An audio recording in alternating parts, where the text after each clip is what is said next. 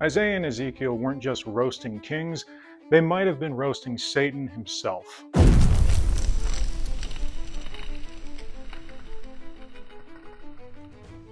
There's long been debate over whether the words of Isaiah and Ezekiel carry a double meaning. On the surface, they are directed toward earthly kings, but is there a deeper layer? Are these prophets also addressing a malevolent power behind the throne? In short, are they talking about Satan? I believe there's a strong possibility, though it's not a hill I'll die on. Still, it's worth exploring. Let's look at what the prophets actually say and see how the rest of Scripture might help clarify things. And if you haven't hit the subscribe button, do that now.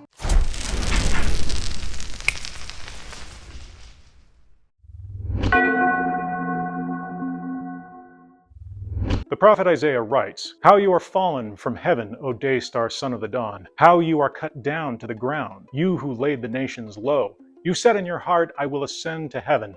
Above the stars of God, I will set my throne on high. I will sit on the mount of assembly in the far reaches of the north. I will ascend above the heights of the clouds. I will make myself like the Most High. But you are brought down to Sheol, to the far reaches of the pit." Taken at face value, these could easily be the boasts of a human ruler. It's not hard to imagine a Babylonian king talking this way, especially when we remember Nebuchadnezzar in Daniel 4. Listen to his prideful claim. "Is not this great Babylon, which I have built by my mighty power, as a royal residence, and for the glory of my majesty?" Many assume Isaiah's target is Nebuchadnezzar II, the same king Daniel confronted. Notice the I language: self-focused, boastful, pride-driven. Isaiah's phrasing echoes Daniel's account, even if Isaiah's words are more extreme. Both passages highlight the arrogance of Babylon's ruler and the inevitable downfall that follows. Earlier in Isaiah, we also read, "You also have become weak as we are. You have become like us. All your pomp has been brought down to the grave, along with the noise of your harps. Maggots are spread out beneath you, and worms cover you." Then Isaiah continues, "Those who see you stare at you. They ponder your fate. Is this the man who shook the earth and made kingdoms tremble? The man who made the world a wilderness? Who overthrew its cities and would not let his captives go home?" This matters because in Daniel, Nebuchadnezzar's pride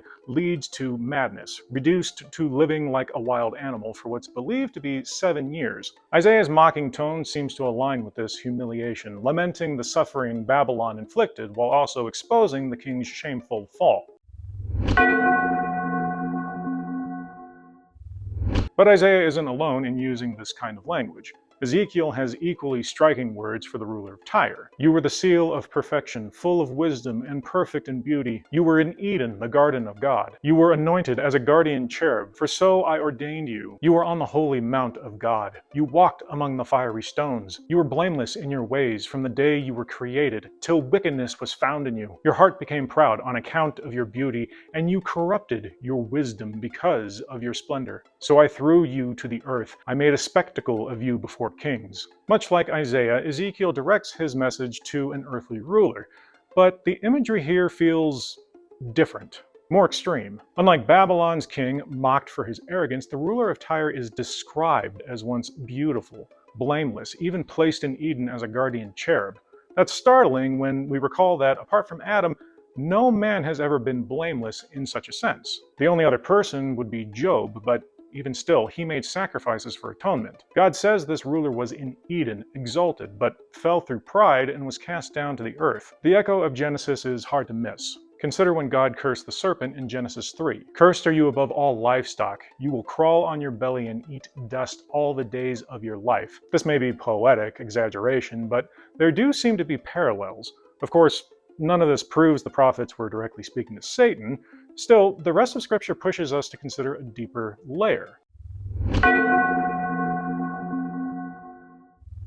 Take Jesus' words to Peter, "Get behind me, Satan. You are a stumbling block to me." Here, Jesus identifies Satan as the true force influencing Peter's words. It suggests human speech and action can at times be directed by darker powers. Or consider Paul in 2 Corinthians 11 when he says Satan himself masquerades as an angel of light. Some say this simply means that the devil makes evil appear good.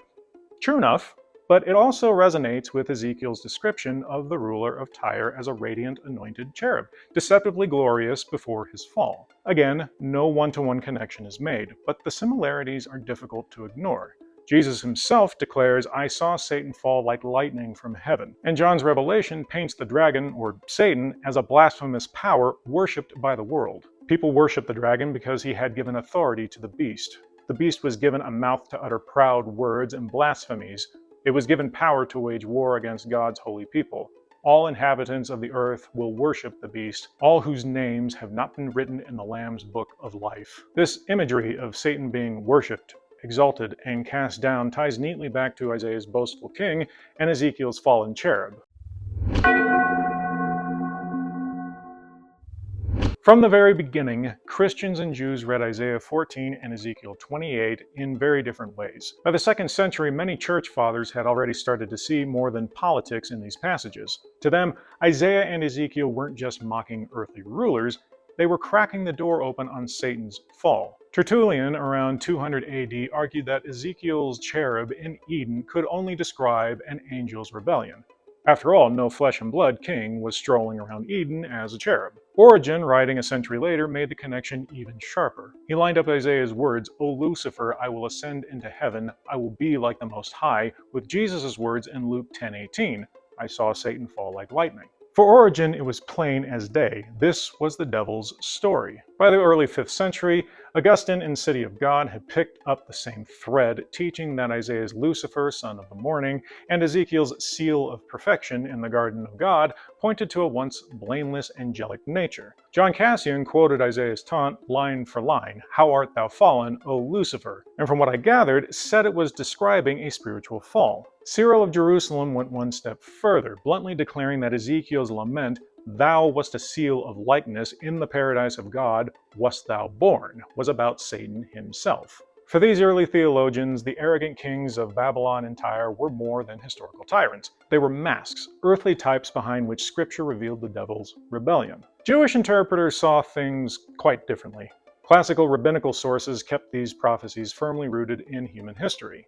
The Babylonian Talmud, for example, identifies Isaiah's day star not with a fallen angel, but purely with Nebuchadnezzar of Babylon. You can see Shabbat 149b. Targum Jonathan, the Aramaic paraphrase of the Old Testament prophets, translates Hallel ben Shachar simply as, "How art thou cast down from on high, who was shining among the sons of men as the star Venus among the stars," with no supernatural undertones. Ezekiel's lament over Tyre's king got the same treatment. The description of Eden and precious stones weren't taken literally, but as poetic flourishes, highlighting the city's wealth, beauty, and pride. Tyre's kings were remembered for their opulence, not for walking in the garden of God. In short, rabbinic and Second Temple writers saw Isaiah 14 and Ezekiel 28 as nothing more and nothing less than taunts aimed at arrogant monarchs, proud rulers toppled by divine judgment. And to keep things balanced, not every Christian voice through history sided with the Satan interpretation either. Fast forward to the Reformation, and you'll find Martin Luther and John Calvin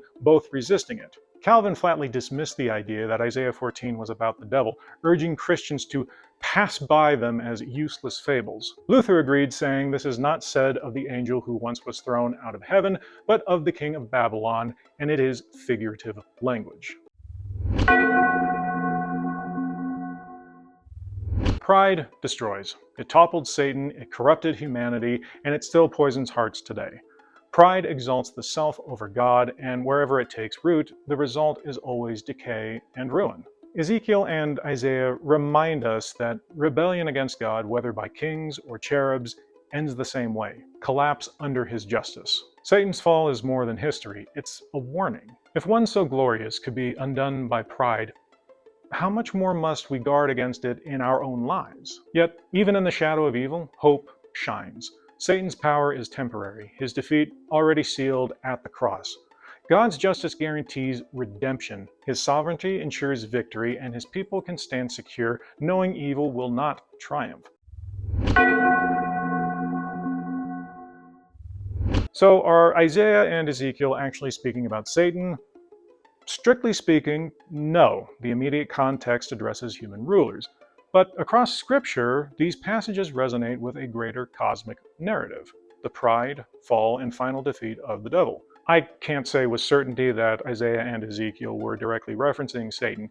Yet, in light of the broader biblical witness, Jesus' words, Paul's insights, John's visions, it would be unwise to dismiss the possibility. At minimum, these taunts against earthly kings serve as powerful foreshadowing of the pride, rebellion, and ultimate downfall of Satan himself. The bigger point here, however, is that while the reality of evil and the presence of a spiritual adversary cannot be denied, God's greatness far surpasses it all. His redemptive plan, accomplished through the Son, Jesus Christ, is unshakable and already unfolding with perfect precision. Satan's downfall is not a vague possibility lingering in the future. It is a settled reality, decisively secured by Christ's victory on the cross. Because of this, we are called to live with confidence and courage, anchored in the certainty of God's sovereignty, His perfect justice, and His ultimate triumph over every form of evil. Thank you so much for watching. Hit the subscribe button and notification bell if you like this video, and stay tuned for more content. God bless you guys, and be excellent to each other.